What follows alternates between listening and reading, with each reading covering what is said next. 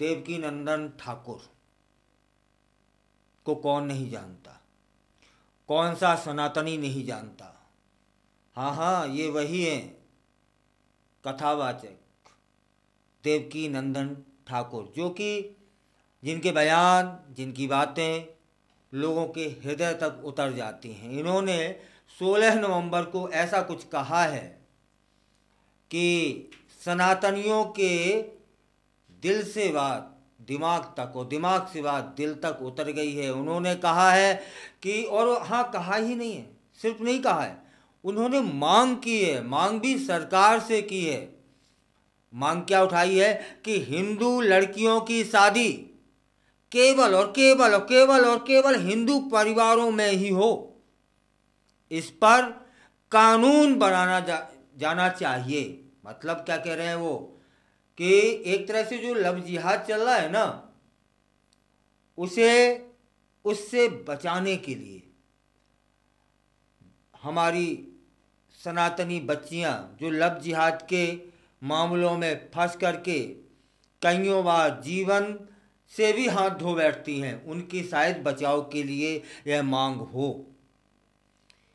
कि हिंदू बच्चियों की शादी सिर्फ और सिर्फ हिंदू परिवारों में ही हो। सरकार से बोला है कि कानून बनाना चाहिए। यह आवाज़ उन्होंने कहाँ उठाई है? संसद भवन के पास, धर्म संसद में।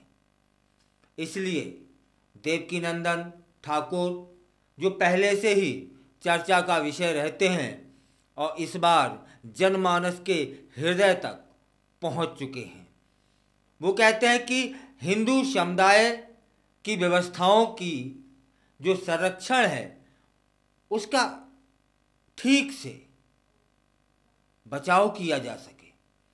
ठाकुर कहते हैं कि अगर देश में वक्फ बोर्ड है तो सनातन बोर्ड की आवश्यकता भी है।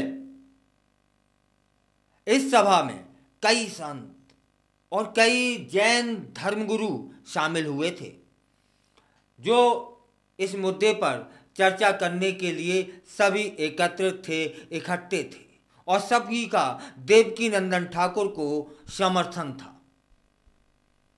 देवकीनंदन ठाकुर ने सभा में उपस्थित लोगों से अपील की कि वे मथुरा में श्री कृष्ण जन्मभूमि के लिए एक भव्य मंदिर का निर्माण करें।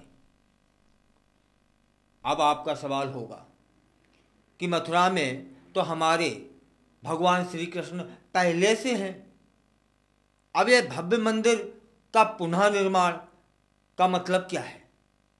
तब फिर बताते हैं, उसको आगे आप समझेंगे कि अभी भी देवकीनंदन ठाकुर क्या कहते हैं। बड़े गौर से सुनिएगा, ध्यान से सुनिएगा। सच क्या है और झूठ क्या है मैं नहीं जानता, मैं तो मात्र एक माध्यम हूं उनकी बात को आपको सुनाने के लिए। वे कहते हैं कि अभी भी कन्हैया जामा मस्जिद की सीढ़ियों के नीचे दबे हैं। यह एक बड़ी बात है। हमारे भगवान श्री कृष्ण की मूर्ति है ना, वो जामा मस्जिद की सीढ़ी में है। उनका यह बयान हिंदू धार्मिक भावनाओं को जगाने और समुदाय को एकजुट करने के उद्देश्य से है। उन्होंने यह भी कहा कि यदि लोगों का ज़मीर जिंदा है तो उन्हें अपने कन्हैया के लिए मंदिर बनाना ही होगा। इसके अलावा देवकीनंदन ठाकुर ने तिरुपति मंदिर में पशुओं की चर्बी मिलने की घटना का जिक्र भी किया कि ऐसी घटनाएं अब दोबारा न हो, इसके लिए सनातन बोर्ड का गठन आवश्यक है। उन्होंने स्पष्ट भी किया कि सरकारी अधिकारी मंदिरों की व्यवस्थाओं को नहीं संभाल सकते, यह कार्य केवल धर्माचार्यों का होना चाहिए।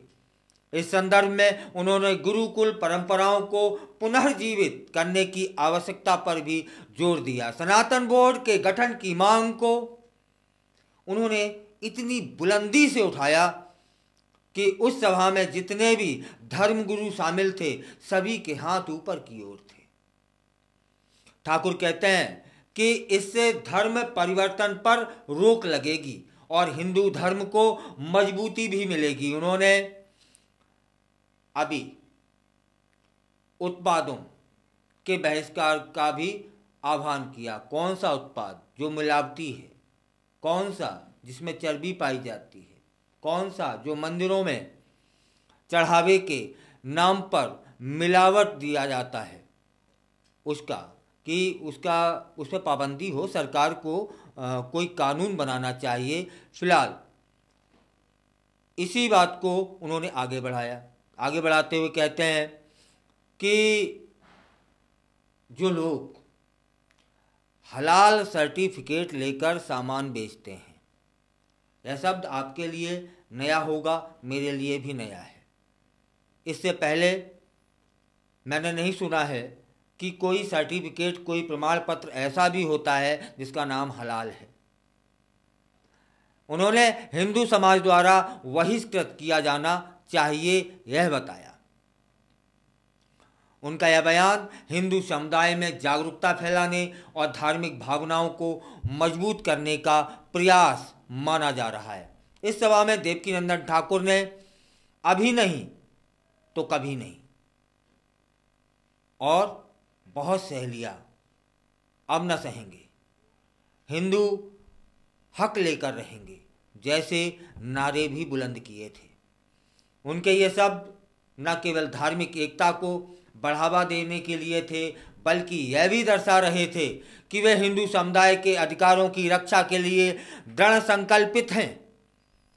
इस तरह सनातन धर्म संसद ने धार्मिक और सामाजिक मुद्दों पर गहन चर्चा करने का एक मंच प्रदान किया है, जिससे हिंदू समुदाय को एकजुट करने की कोशिश की जा रही है। फिलहाल देवकीनंदन ठाकुर अपने बयान के बाद पूरे देश में चर्चा का विषय बन गए हैं। देवकीनंदन ठाकुर ने अपने भाषण में यह भी बताया कि सरकार के नियंत्रण में तिरुपति मंदिर जैसे स्थानों पर क्या हो रहा है। उन्होंने पूछा कि क्या कोई धर्माचार्य किसी व्यक्ति का ऑपरेशन कर सकता है? नहीं ना। तो फिर सरकारी ऑफिसर कैसे मंदिर की व्यवस्था कर सकता है? उनकी ये बातें दर्शा रही थीं कि वे धार्मिक स्थलों की स्वतंत्रता और स्वायत्तता की कितनी चिंता करते हैं। ठाकुर ने यही नहीं रुके, आगे भी कहा कि घटता हुआ हिंदू और हिंदुओं की घटती हुई जनसंख्या भारत के लिए खतरा है, खतरा हो सकती है। इसलिए उन्होंने सभी हिंदुओं से अपील की कि वे अपने धर्म को अपनाएं और बढ़ावा दें। उनका मानना है कि यदि हिंदू धर्म मजबूत होगा तो इससे समाज में संतुलन बना रहेगा और सभी समुदायों के बीच सद्भावना स्थापित होती दिखेगी।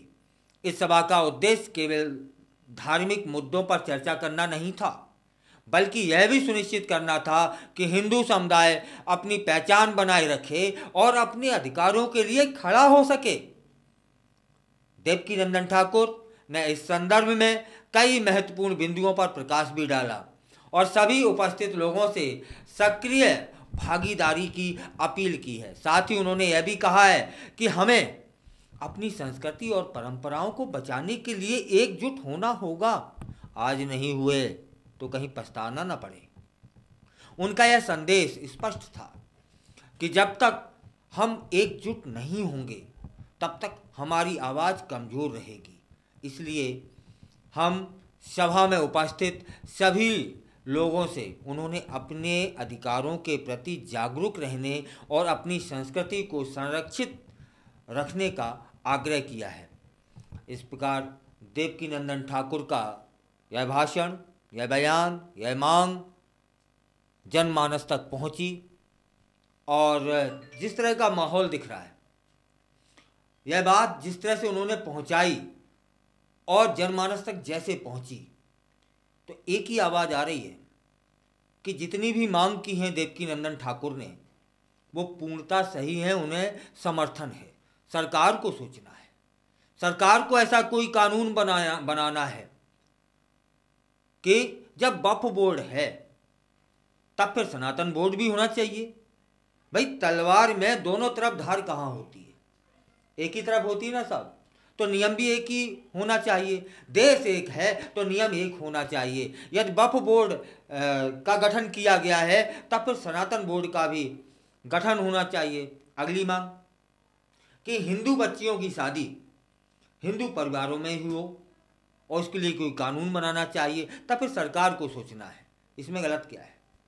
ऐसा मैं नहीं बोल रहा, ऐसा जनमानस की आवाज़ है कि हाँ हाँ जो भी मांगे हैं उनकी, वो संसद सभा में जो भी उन्होंने उठाया है उसका जनमानस का के द्वारा उन्हें समर्थन प्राप्त है। अब यह जो बॉल है ना, यहाँ से उठ के सरकार के पाले में गई है। सरकार को देखना है कि उस बॉल का करते क्या है। कुछ नहीं करना साहब, कानून ही तो बनाना है।